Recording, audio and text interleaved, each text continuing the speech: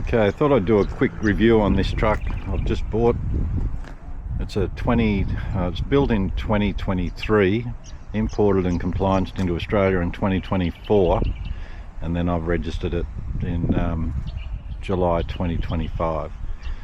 It's a Hyundai EX-9, extra long wheelbase. It's got a little 4-cylinder diesel engine in it. I think it's 170 horsepower, something like that. It's got an all-truck body's Curtainsider on it, and I've bought it as is. I didn't spec this up. This is almost how it was. The only thing I've done is I've added the bull bar, because I do a little bit of country running, and I was always worried in my old truck, little Isuzu. This body's a 8 pallet. It's 5.1 meters long. And then I've added this tail lift on the back, and it's a 1.5 ton Hollandia. And up the top there, you can see it's got a few hinges. I've added they've engineered that just so that I can use the full height of the back of the body. It's no doors on it. It's all sealed. Yeah, it was a decent price. And I'm doing this review because I found it hard to find any real reviews on the Hyundai. So I'll try and keep this updated a little bit. It only had 200 or 300 Ks on it when I bought it. I've brought it from Canberra to Brisbane, drove it straight through. First impressions, pretty impressed. I flew down and took it for a test drive. And you know, I sort of was a bit iffy then. It sort of felt a bit light. I wasn't too sure, but yeah, having picked it up, I had to drive it through a major weather event in Sydney. They had a bit of a cyclonic conditions, and I've got to say I'm more than impressed. Keep in mind that I'm going from a little Isuzu, a 65 150. It had a 6.5 ton GVM.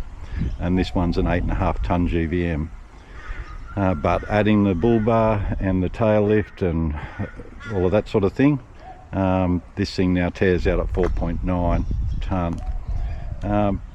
From a cab perspective, I don't know if it's the prettiest thing to look at, but hey, whatever. But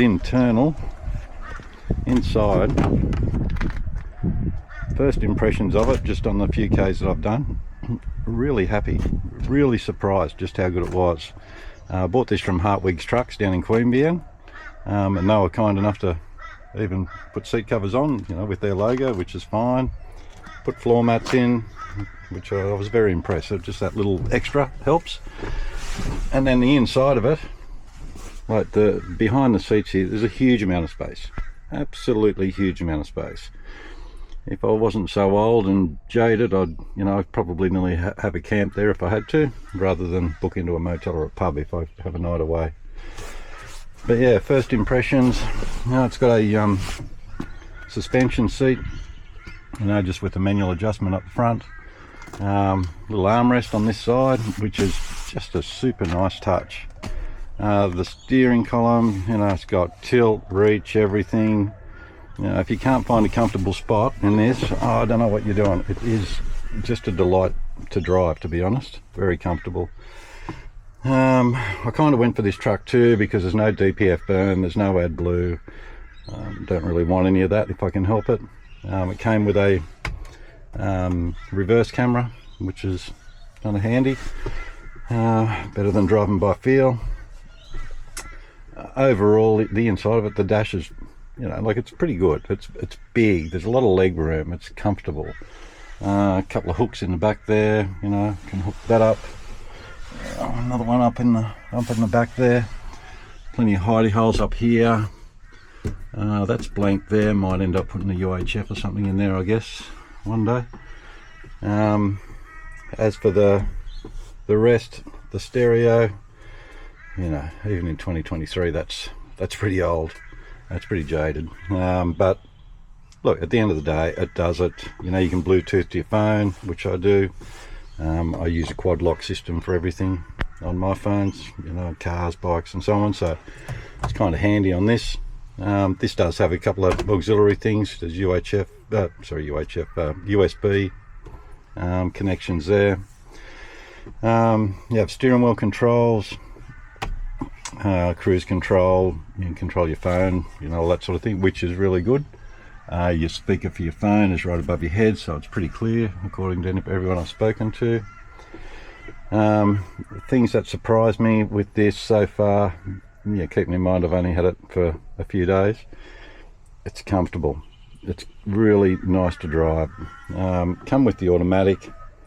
I prefer a manual, I guess, but then again, around town, you know, do you really want to be changing gears? And when you go to sell it, no one can drive a Road Ranger or a manual these days, so might as well go the auto. At least I know it'll sell.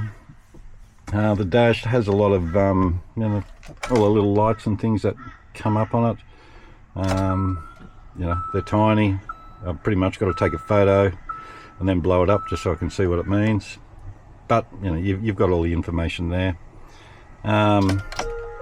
If I was going to say anything that I was less than impressed with, straight up, would be the cup holders. I mean, you know, like, one where it is, although that cord's mine, but yeah, you know, it's not ideal.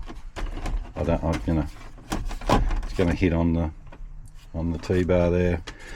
Anyway, you know, for the moment, does the job. I'm sure I'll work that out. The center console here has it has a couple of sections, so you've got that, but then you can lift that up and you've got that space in there, and then of course you can just lift the whole thing up and it's a seat.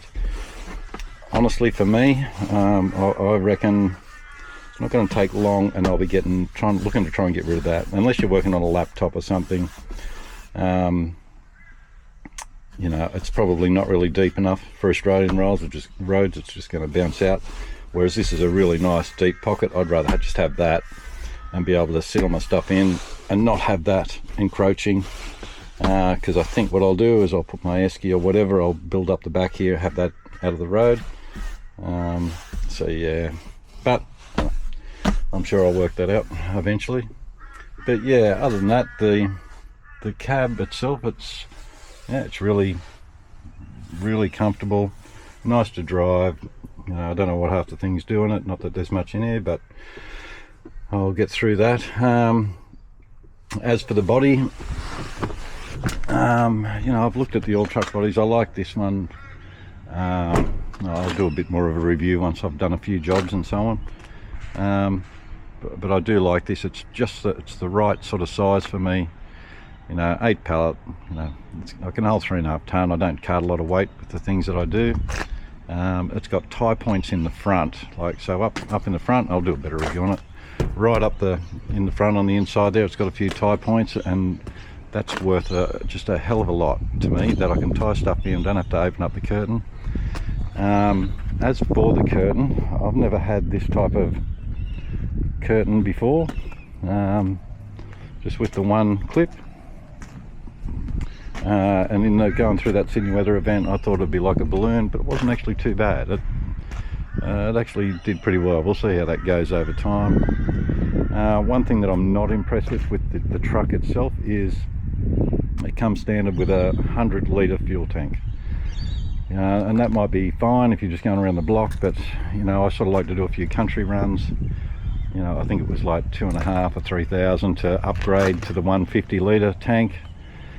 And I thought, you know what, I've spent enough. I'll worry about that later. You know, I'll look at putting maybe another 100-litre tank on with it and linking them together or something like that. But yeah, other than that, quite good.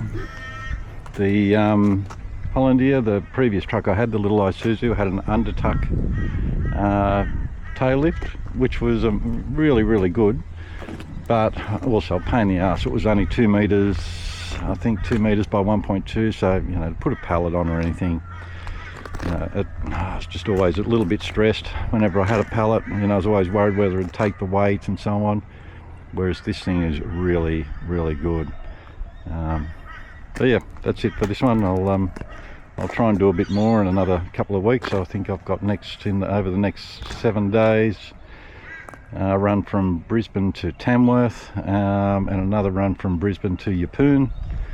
So I don't know what Tamworth is, 500 k's, 600 k's. Yeppoon I think is 600 or 700 k's, 18 k's or whatever. So yeah, I'll get a little bit more mileage there, plus I've got some local work between Brisbane and the Gold Coast, so I'll have a little bit more of an idea on how it's performing and whether it's going to start to rattle or what it's going to do. Anyway, till next time.